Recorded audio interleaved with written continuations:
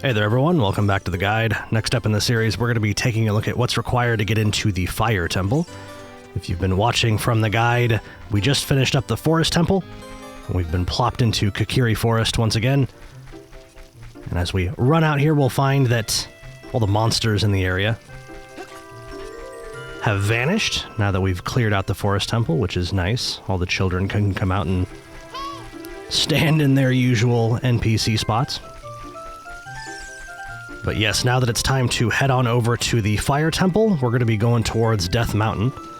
The Fire Temple is roughly located where Dodongo's Cavern was, clear back when we were playing the child portion of the game.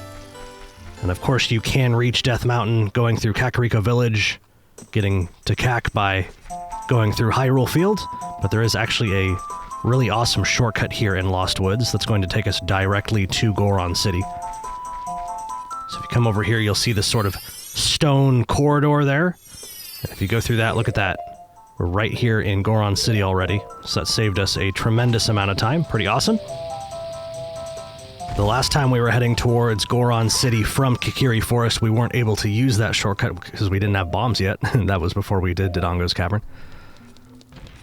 But basically, as we enter the city, whether you come from Kakariko Village, Death Mountain Trail, or however you get here, you're to notice that all the Gorons are actually missing.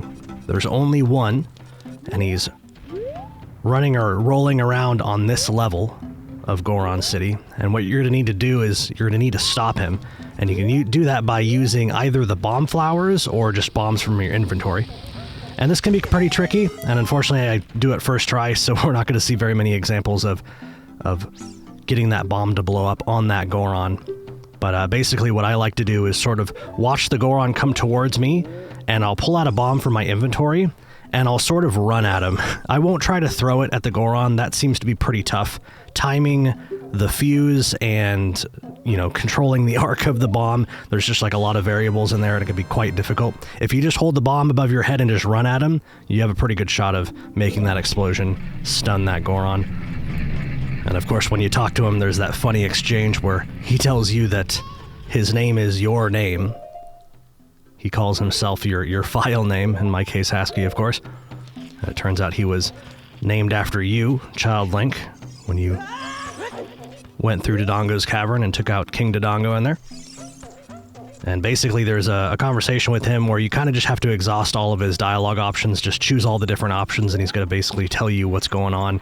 And apparently, all of the Gorons have been taken to the Fire Temple, and they're going to be fed to the Dragon Volvagia there.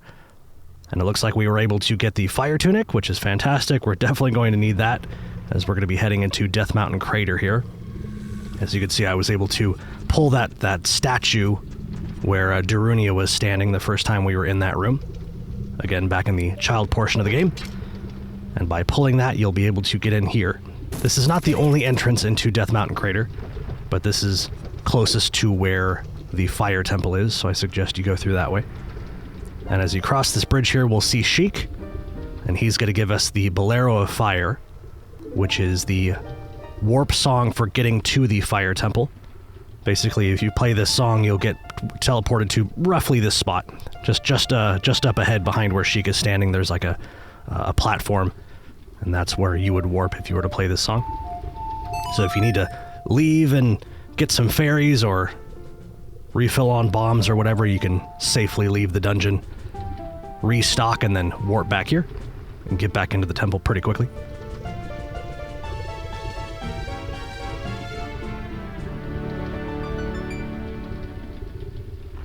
As far as Ocarina of Time songs go, I like that one a lot. And of course, Sheik will do the ninja thing, throw some sort of Deku Nut or Flash Bomb and disappear. And then that is pretty much going to be all we need in order to get into the Fire Temple. Fire Temple is just going to be off to the left right here. And the door is open. There's no puzzles for unlocking the temple. No more new NPCs. We can just jump right in there.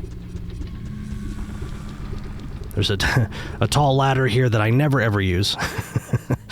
If I'm entering the temple, I just jump down like that. And if I'm leaving, I'll warp somewhere. So that's like the most neglected ladder in Ocarina of Time for me. But in any case, that's how you get to the Fire Temple. Thank you so much for watching. Coming up next, we'll be taking a look at the temple itself. I hope you stay tuned for it. and I'll see you in the next one.